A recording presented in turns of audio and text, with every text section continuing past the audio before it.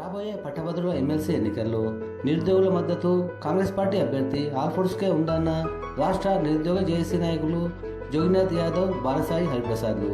ఈ సందర్భంగా సంగారెడ్డిలో ఓయూ జేఏసీ నాయకులతో కలిసి నిర్వహించిన మీడియా సమావేశంలో మాట్లాడుతూ గత ప్రభుత్వ హయాంలో నిరుద్యోగుల పరిస్థితి దారుణంగా ఉండేదని అన్నారు.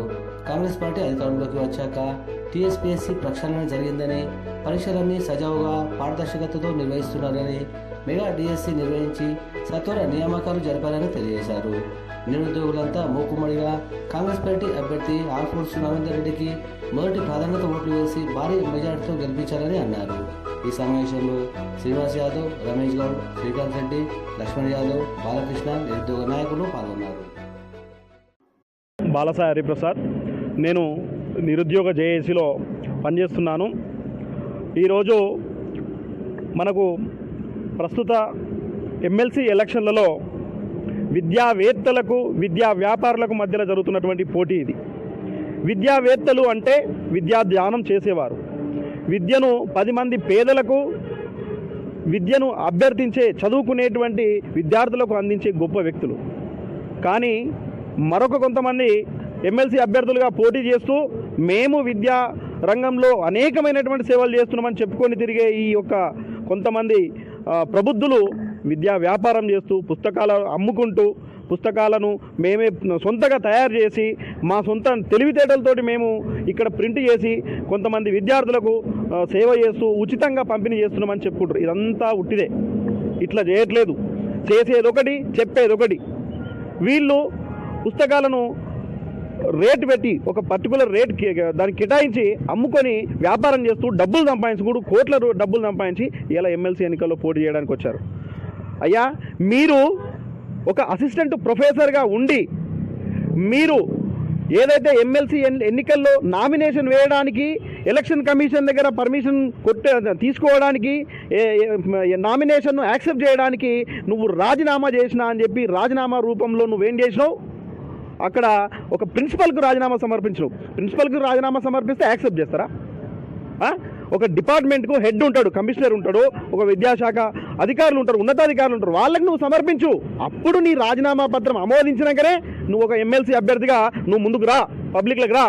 వీళ్ళు ఓటర్లు పట్టభద్రులండి. పట్టభద్రులు అంటే డిగ్రీ చదువుకొని పూర్తి చేసి వాళ్ళు ఒక పరిపూర్ణమైనటువంటి అవగాహన కలిగిన అభ్యర్థులు ఇవాళ నీకు ఓటేయడానికి సిద్ధంగా ఉన్నారు. ఏ రకంగా ఉన్నారు?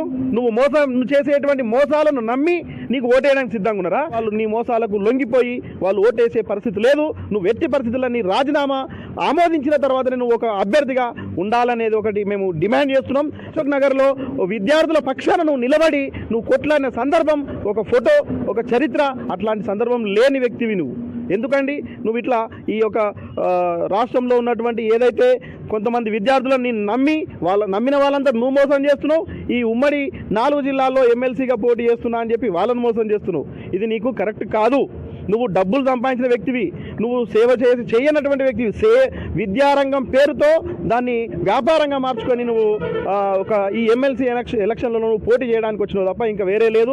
ఇంకో మాట కూడా గుర్తు చేస్తున్నా నీకు, నువ్వు ఓన్లీ ఏదైతే బ్యాలెట్ పేపర్లో పైన నంబర్ 1, 2, 3, 4, 5 స్థానాల్లో ఉండడానికి మాత్రమే బీఎస్పీ పార్టీ ఆ యొక్క నువ్వు ప్రోటోకాల్ ప్రకారం దాన్ని తీసుకున్నావు. నువ్వు ఏదైతే ఆ యొక్క బీఎస్పీ పార్టీలో చేరినవు, మరి బీఎస్పీ పార్టీ కండువా వేసుకొని ఎందుకు ప్రచారం చేస్తలేవు? అది కూడా నీకు అవసరమే కదా. మరి బీఎస్పీ పార్టీ వాళ్ళు ఎందుకు దాన్ని ఖండిస్తలేరు?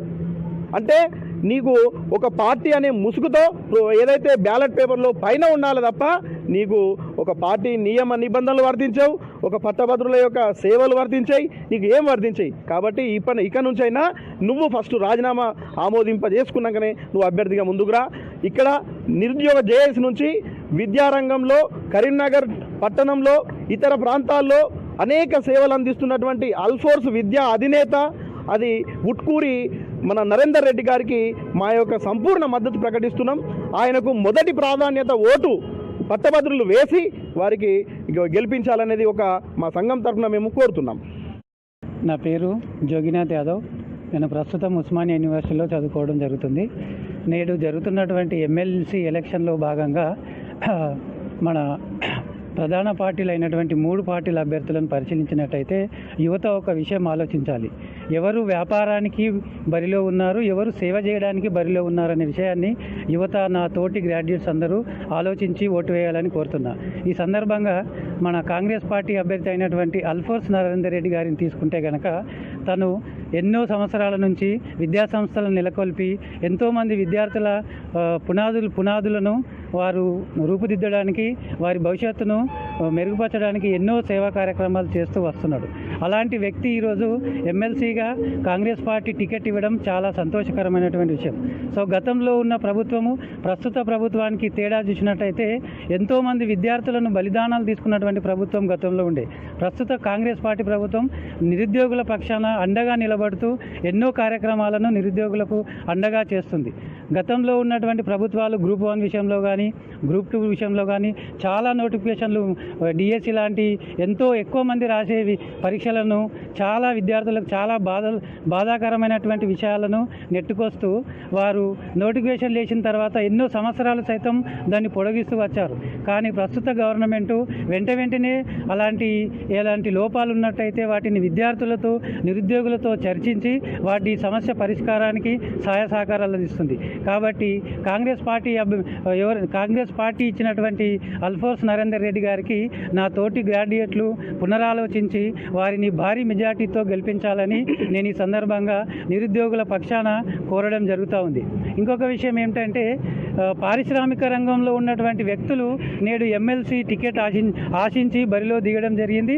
వారికే కొన్ని పార్టీలు టికెట్ ఇవ్వడం జరిగింది. ఒక్క విషయం ఆలోచించండి, నేడు పారిశ్రామికవేత్తలుగా ఉన్నటువంటి ఎమ్మెల్సీ అభ్యర్థి ఎవరైతే ఉన్నారో వారు రేపు విద్యార్థులకు ఏం మేలు చేస్తాడో ఒక్కసారి ఆలోచించండి. ఏంటి, పరిశ్రమలలో పని చేపిస్తాడా ఈ విద్యార్థులతోటి? ఒక్కసారి ఆలోచించాలి.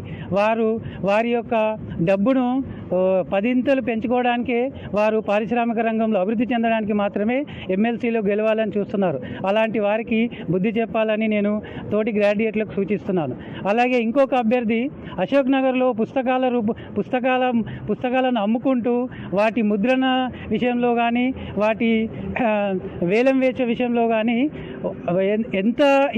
ఎంత గతంలో ఉన్న ఖరీదు ఉన్నటువంటి పుస్తకాన్ని ఈరోజు ఎలక్షన్ ముంగట్లో అమ్మడం అంటే అది ఒక్కసారి మీరు ఆలోచించండి. బుక్స్ ఎవరు అమ్ముతారు? ఎమ్మెల్సీ బరిలో ఉన్నటువంటి వ్యక్తి ఈ ఎలక్షన్లు ఏదైతే ముందు ఒక 2-3 నెలలు ఉన్నాయో అప్పుడు అమ్ముతూ తన వ్యాపారాన్ని కొనసాగించడానికి ప్రయత్నం చేస్తున్నాడు. ఒక్కసారి ఆలోచించండి. ఈ పుస్తకాలు అమ్మే వ్యక్తి రేపు ఎమ్మెల్సీలో బరిలో ఉండి గెలిస్తే ఏం చేస్తాడు? రేపు మీతో కూడా పుస్తకాలు అమ్మిస్తాడని నేను స్పష్టంగా చెప్పగలుగుతున్నాను. కాబట్టి గ్రాడ్యుయేట్లు అందరూ ఒక్కసారి ఆలోచించి మన అల్ఫోన్స్ నరేందర్ రెడ్డి గారి సేవను ఒక్కసారి గుర్తించి వారికి మద్దతునిద్దాం. మా చాలా నిరుద్యోగుల పక్షాన అన్ని సంఘాలు కూడా మేము సంపూర్ణ మద్దతు అల్ఫోన్స్ నరేందర్ రెడ్డి గారికి ఇస్తున్నాం. Thank you.